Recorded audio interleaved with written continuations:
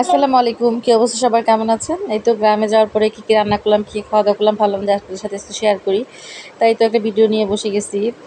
এই তো গ্রামে গেলে কিন্তু আসলে ভালো লাগে। আবার যদি মাটি চুলায় রান্না করা হয়, রান্নার খাবারগুলো কিন্তু আসলে খুবই সুস্বাদু হয়, খেতেও কিন্তু খুবই মজা। আমার ছেলে তো গ্রামে গিয়ে অনেক খুশি। আর এই তো ওর দাদার সাথে একটু বাজারে যাইতেছে। পাশে একটা বাজার আছে, বাজারের নাম হচ্ছে সাহেব বাজার, যদিও নামটা অনেক হাস্যকর। বাড়ির সব ছেলেরাই এই সাহেব বাজারে আড্ডা দেয়।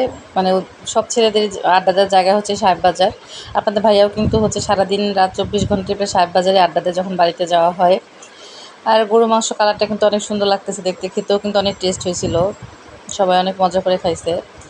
গ্রামে গেলে আসলে মাটির চুলায় রান্নাটাই বেশি করা হয়, আর মাটির চুলায় রান্না করা খাবার কিন্তু খেতে অনেক ভালো লাগে। কিন্তু আসলে আমরা যেহেতু বাসায় থাকি, বাসায় কিন্তু সবসময় গ্যাসে রান্না করা হয়, কিন্তু বাড়িতে গেলে যখন মাটির চুলায় রান্না করি প্রচুর গরম লাগে। কিন্তু আসলে কিছুই করার নাই, যেহেতু বাসায় আরামে থাকে, শ্বশুরবাড়িতে যায় তো মাটির চুলায় রান্না করতেই হবে, সবাইকে রান্না করে খাওয়াতে হবে, এটাই নিয়ম।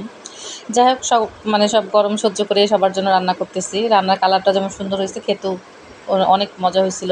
সব অনেক মজা করে খাইছে, আমার নিজের কাছে অনেক ভালো লাগছে। আর যে রোজা তো শেষ হওয়ার পরেই তো প্রচুর গরম শুরু হয়ে গেছে। গরমের মধ্যে কিন্তু রান্না করাটা যত কষ্ট, রান্নার পরে খাওয়াটাও কিন্তু সেম অনেক কষ্টের। মানে গরমে তেমন খাইতেও ইচ্ছা করে না। আর এখন যেহেতু আমের সময়, এই তো একটা গাছ থেকে আম পড়ছিল, সেই আমটাকে কেটে ভাবলাম যে একটু লবণ দিয়ে খাবো। বছরে কিন্তু প্রথম আম খাইতেছি। চুলা রান্না করা যে কোনো খাবারই কিন্তু আসলে ভালো লাগে। আজকে শ্বশুরবাড়ির সবার জন্য বিরিয়ানি রান্না করতেছে মাটির চুলায়। বিরিয়ানিটা কিন্তু খুবই টেস্ট ছিল খেতে। আসলে এতটাই গরম পড়ছে, যেহেতু সবাই অনেক বিরিয়ানি পছন্দ করে, তাই ভাবলাম যে একটু রান্না করি। যেহেতু গরমও পড়ছে, জানি না সবাই খেয়ে কী বলবে। গরমে বিরিয়ানি, খিচুড়ি এই টাইপের খাবারগুলো খেলে কিন্তু আর একটু বেশি গরম লাগে। এর তো সাথে আমি একটু নিমকিও খাইতেছিলাম। আর বিরিয়ানিটা এতটাই টেস্ট হয়েছিল আর এত ঝরঝরে হয়েছিল, যা মানে আমি ভাবি না যে এতটা ঝরঝরে বা এত সুন্দর হবে।